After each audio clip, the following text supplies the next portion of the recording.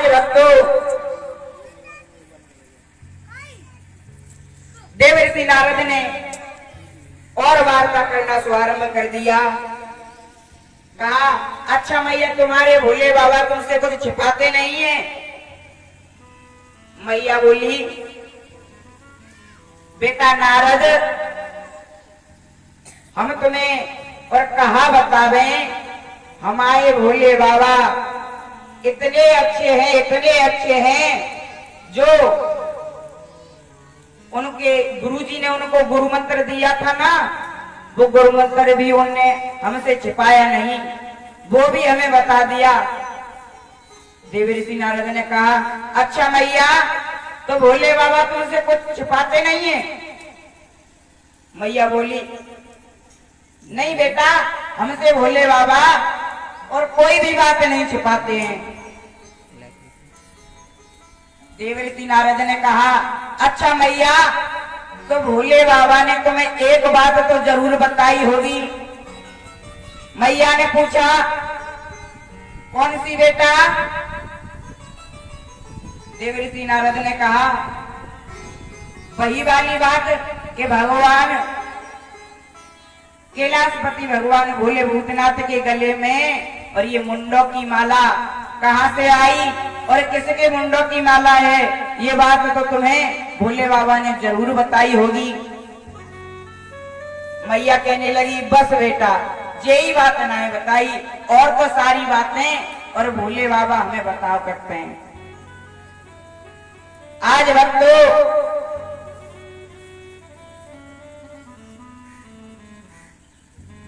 देवर्षि नारद ने यहीं से चिंगारी लगाना शुभारंभ कर दिया और बोले, तुम्हारे भोले बाबा ऐसे कई एक गुप्त रहस्य छुपाए रहते हैं। वो तुम्हें मैया, तुम मानो या ना मानो, भोले बाबा तुमसे कपट करते हैं। भोले बाबा तुम्हें पूर्ण बात नहीं बताते। आज मैया ने कहा, बेटा नारद, आज तुम भोले बाबा को आ जाने दो, आज उनकी और ढंग से खबर लूंगी।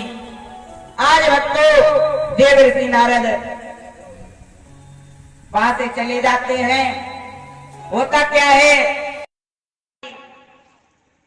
बाबा भोले भूतनाथ आते हैं, आवाज लगाई, गौरा, मगर भक्तों अंदर से कोई उत्तर न मिला। एक बार नहीं, दो बार नहीं, कई एक बार आवाज लगाई, भोले बाबा अंदर प्रवेश कर गए। भोले बाबा ने पास में जाकर के कहा, गौरा, परंतु गौरा मुख मोड़ करके बैठ गई। महाराज, कोई उत्तर नहीं दिया मैया ने। आज बस एक बात जरूर कही कि हम नाए काऊ के और हमारा नाए कोई, पे रखिए रोटी, खाओ चाहे कोई। आज भक्तों इतना कह करके मैया एक तरफ मुख करके बैठ गई। आज भोले बाबा ने पूछा, अच्छा ये बताओ, यहाँ पर कोई आया था? मैया बोली, क्यों? हाँ नारद जी आए। क्या बात हो? ये तो बस, तो उनने तुमसे कुछ कहा होगा। अब मैया बोली कि उनने कुछ कहा हो या ना कहा हो, आप ये बताओ, आपके गले में ये मुंडों की माला पड़ी हुई है, ये कहां से आई है? आज भक्तों भोले बाबा ने कहा, बस इतनी सी बात को लेकर के बैठ गई। इतनी बात हमसे वैसे ही पूछ लेती, हम क्या तुमसे मना करते? बताया, ये मुंडों की माला तुम्हारी है। बोले, हमारी? हाँ, ये मुंडों की माला तुम्हारी है। तुम जब मर गई, तब हमने मुंड काट के और अपनी माला में पिरो लिए।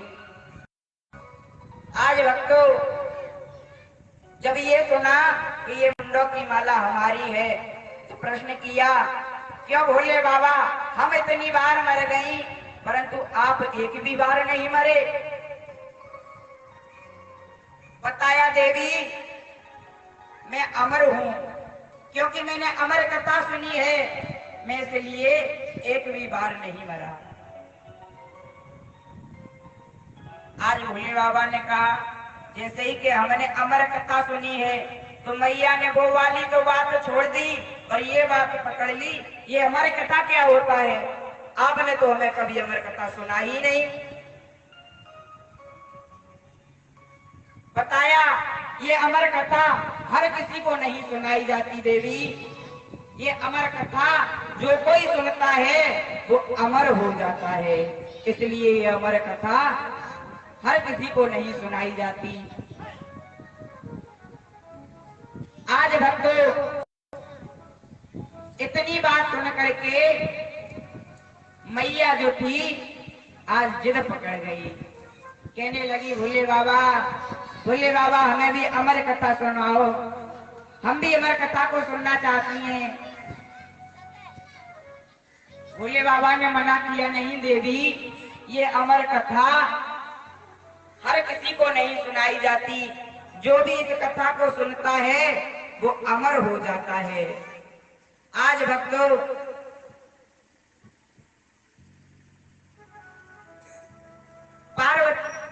पार्वती मैया और जिद पकड़ गई, कहने लगी, भोले बाबा हम भी अमर कथा को श्रवण करेंगी।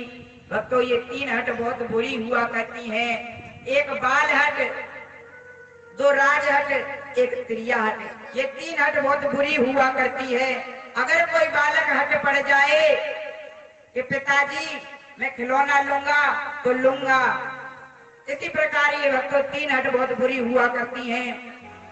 आज भोले बाबा ने मैया के सामने हार करके और अमर कथा के लिए तैयार हुए।